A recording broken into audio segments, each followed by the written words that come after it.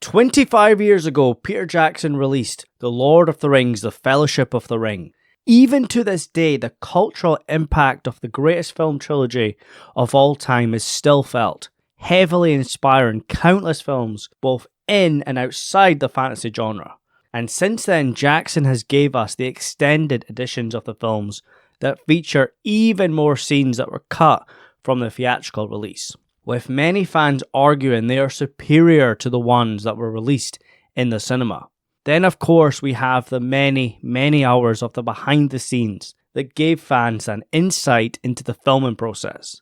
And even after he gave us this, many fans have been very vocal in their desire to see the fabled mithril cut, a term coined by those in the Tolkien community when describing the many deleted scenes that we've heard about over the years, some of which were shown in early trailers, in promo photos, or even just mentioned in the many hours of bonus content on the DVDs, such as the extended prologue featuring Sauron forging the One Ring with his own blood, then facing off against the Elven High King Gil-galad in battle, a younger Aragorn and Arwen in Lothlorien, Arwen fighting at Helm's Deep, Frodo becoming corrupted by the ring and starting to look more like Gollum, Éowyn and Faramir's wedding, Legolas and Gimli's fates after the destruction of the ring, and those are just the tip of the iceberg. But Jackson has recently downplayed the scale of what he has hidden away. He told Empire magazine, who are doing a 25th anniversary issue for Fellowship, he said, "There are bits and pieces, I guess, but if you did an extended cut, or whatever it'll get called, it would be disappointing. It would be the extended cut with a few extra seconds of something here and there. It wouldn't be worthwhile doing. The footage contains alternative takes, it contains bloopers, it contains a bit more of a sense of the mechanics of making the films, but to this day I haven't persuaded the studio because obviously it's a big undertaking." And Philippa Boyens chimes in when describing a young Aragorn and Arwen scene in Lothlorien. She says, "But there's not a lot, there really isn't." So rest in peace to the mithril cut, it was just a dream. Then again, we knew there was never an extended version of the films, but rather a collection of deleted scenes, alternative takes, some that were reworked into the films.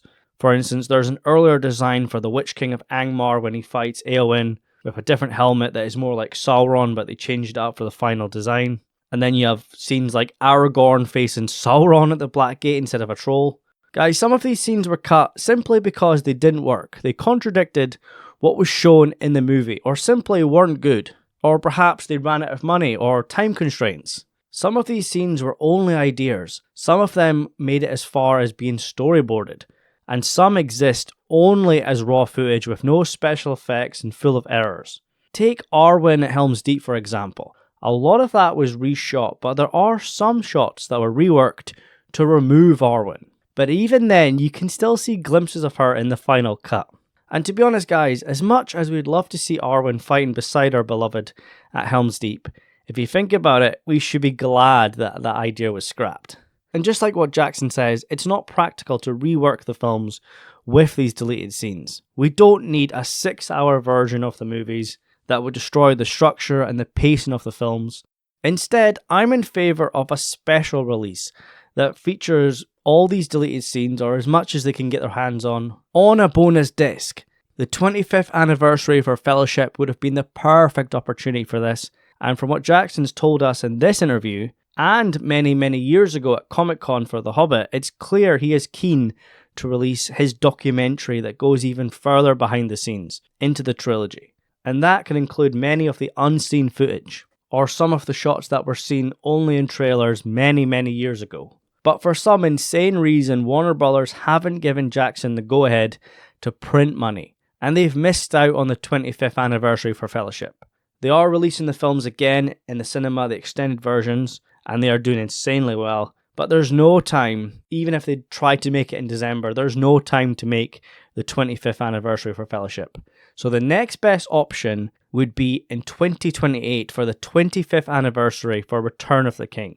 And guys, The Lord of the Rings is the gold standard for home release, with all those hours of bonus behind the scenes content, and many fans own several versions of the trilogy, from video, DVD, Blu-ray, 4K, and they'd buy it again if there's an incentive. And I'm sure a 25th anniversary release for Return of the King with all those goodies would be on everyone's Christmas list. So hear me out, Warner Brothers, get to work on the 25th anniversary for Return of the King, make it a box set with some cool figurine. Physical media has been pushed out in recent years, but more and more fans are realizing their value in actually owning their physical copies. This would be the ultimate greatest edition of the films, of course, until the 50th anniversary comes along, and they have yet another excuse to re-release the films again, this time with something new.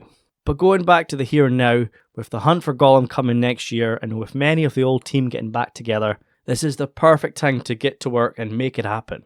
But here's a quick question before I go, and this will be my final point. Would The Hunt for Gollum affect a potential 25th anniversary release for Return of the King? Would Peter Jackson be too busy on the new film or films, because we know there is at least one additional film planned after Gollum? But of course, that's if everything goes right. There's no guarantee they'll make any more. This Gollum film is a massive risk, and I think they should treat it one film at a time. Don't try to make some Lord of the Rings cinematic universe with a massive roadmap. Just focus one film at a time. But remember, Peter Jackson's not directing The Hunt for Gollum. Andy Serkis is. Peter Jackson will serve as producer, and I'm sure he'll play an important role. But I doubt he's going to be on set on a daily basis, working endless hours like he did for The Hobbit. So maybe that frees him up to work on a special release. He clearly wants to do it. He done a documentary for the veterans of World War I and also for the Beatles recently, so he's in the ballgame. He wants to do something like that. He clearly enjoys it. Give him the money, give him the time, and if anyone can persuade the studio, it's Peter Jackson. But of course, as fans, we can do our own part, being very vocal online and supporting the films as we have done for 25 years and will continue to do so for many more. And with the recent Empire magazine selling out in no time, and with Fellowship of the Ring, Two Towers and Return of the King extended versions making $5 million in pre-sales, that should make it clear that even after all this time, nothing has changed.